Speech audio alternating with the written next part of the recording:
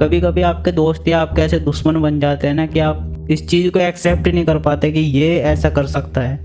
तो भाई ये स्टोरी है सुनील भाई की। सुनील भाई की उम्र है कोई 22-23 साल थी, मतलब अब तो वो नहीं रहे। तो एक दिन रात के टाइम 8:30-9 बजे से उसके दोस्त का फ़ोन आया।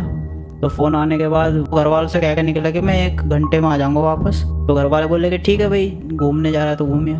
तो भाई ऐसे ऐसे पूरी रात गुजर गई, वो आया नहीं। सुबह होगी, अब सुबह होगी तो उन्होंने उसके फ्रेंड्स के पास कॉल करी कि भाई तुम्हारे पास तो नहीं है। उन्होंने कहा नहीं हमारे पास तो नहीं है। फिर रिश्तेदारी में कॉल करी, हर जगह जहाँ जहाँ कॉल कर सकते थे उन्होंने कॉल की, लेकिन सुनील का कोई पता नहीं चला। 24 घंटे से ज़्यादा हो गए थे तो गुमशुदगी की रिपोर्ट कर दी। पुलिस वाले भाई ढूंढते रहे, 2-3 दिन हो गए, उन्हें कोई सबूत ही नहीं मिला, कोई पता भी नहीं मिला उसका कहाँ था। उसका जो दोस्त था जिसका फ़ोन आया था लास्ट टाइम, तो घर वालों ने बताया कि भाई इसका फ़ोन आया था और इसके बाद ही वो चला गया, तब से वो आया नहीं। तो जो जिसने लास्ट टाइम इससे बात की, जिसने इसे देखा, शायद वो यही था। तो भाई उससे पुलिस वालों ने पूछताछ करी। तो भाई वो जब उससे कुछ पूछा वो अलग जवाब देगा, हर बार अपना बयान जो है वो चेंज कर देगा।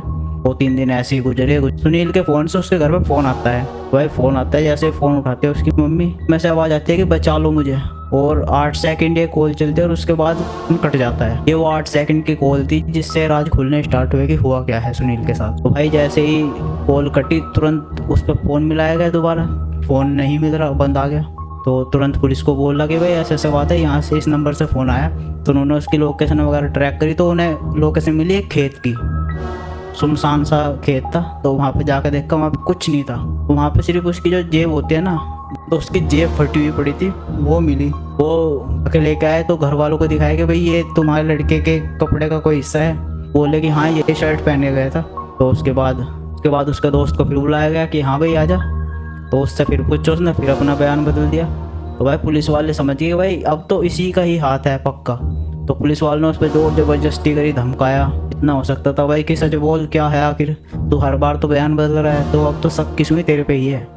तो उसके बाद भाई उसने बताया कि हम एक बार कहीं कुछ खाने के लिए रुके थे, तो मतलब उसने बोला कि चलो ठीक है मैं तुम खा लो, पैसे मैं दे दूंगा, और वो खा के चुपचाप निकल गया।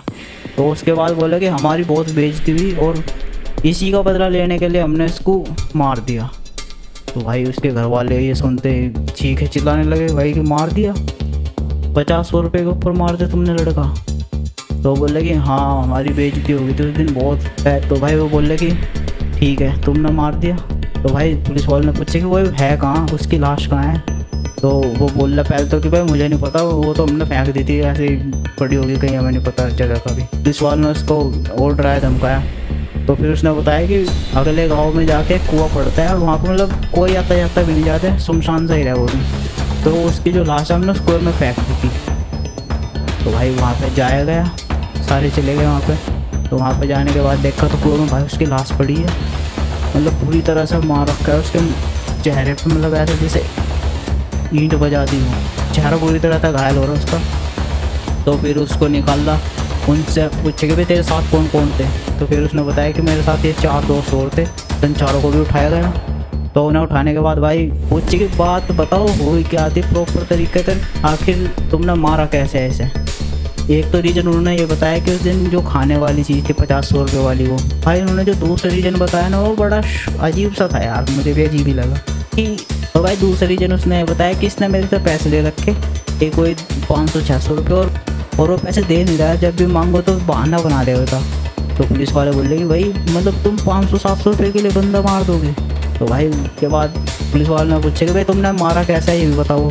तो फिर उन्होंने बताया कि इसने उसे कॉल किया, वहाँ पे उसे मिला गली के मोड़ पे। उसके बाद ये दोनों आ गए, हम पहले से ही वहाँ पर खड़े थे अपनी बाइक ले करके।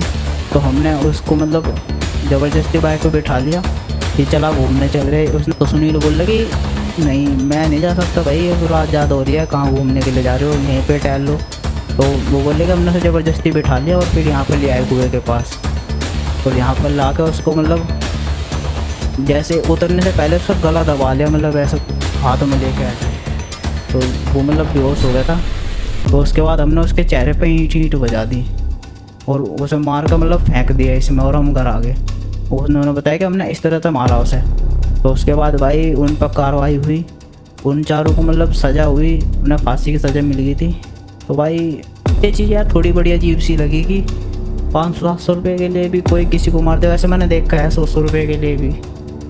हमारे यहाँ पे भी कुछ हुआ था एक बार, कई साल पहले की बात है। 50 रुपये के लिए किसी ने किसी को मार दिया था। तो ये चीज़ मैं मान सकता हूँ भाई हुई होगी, पर यार दोस्ती में तो ऐसा नहीं होना चाहिए। तो भाई फ़िलहाल वीडियो में इतने ही। अगर आपकी भी कोई ऐसी स्टोरी हो तो मुझे शेयर कर सकते हो। गुड्डू जानिया इंस्टाग्राम हैंडल है मेरा। तब तक के लिए चैनल सब्सक्राइब कर दो। Bye bye.